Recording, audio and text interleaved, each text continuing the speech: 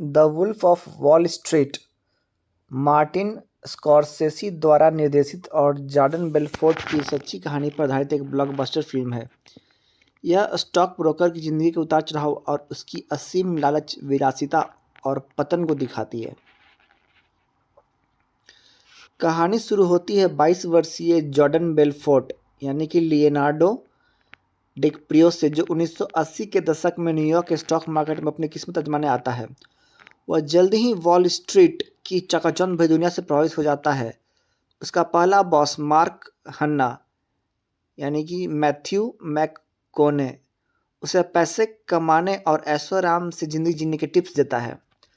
हालांकि black Monday 1987 का market crash के बाद जॉर्डन की नौकरी चली जाती है, लेकिन वह हार नहीं मानता और एक छोटी सी कंपनी में काम शुरू करता है जहां पेनी स्टॉक्स, सस्ते शेयर बेचे जाते हैं।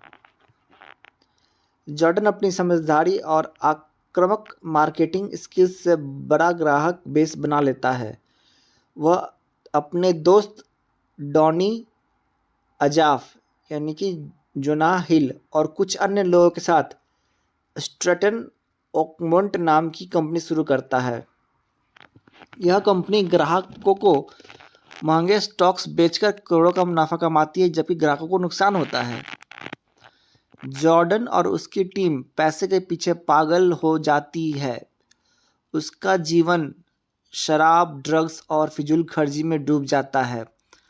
जॉर्डन की पहली शादी टूट जाती है और वह super model Naomi mortgage Robbie से शादी करता है। जॉर्डन न केवल अमीर बनता है बल्कि अपनी भव्य पार्टी और दिखावे के लिए the Wolf of Wall Street के नाम से प्रसिद्ध हो जाता है। लेकिन जल्द ही वह अपने पैसे के स्विट्जरलैंड के बैंक में छिपाने के लिए गैर कानूनी तरीके का सहारा लेता है। जॉर्डन के अनैतिक कामों पर एफबीआई की नजर पड़ती है। एजेंट पैट्रिक डेनहम जॉर्डन के खिलाफ सबूत जुटाना शुरू करता है। इसके बावजूद जॉर्डन अपनी गतिविधियों को जारी रखता है और ड्रग्स की लत में और गहराई तक डूब जाता है।